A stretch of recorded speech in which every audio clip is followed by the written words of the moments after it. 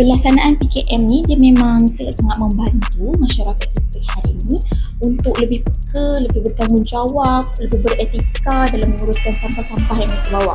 Mungkin dengan pelaksanaan benda sebegini, perkara ini, mereka boleh lebih bertanggungjawab terhadap sampah yang mereka bawa.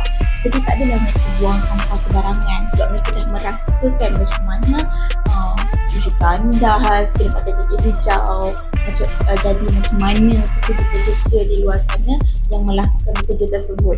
Jadi mungkin melalui benda ni mereka akan lebih berdisiplin.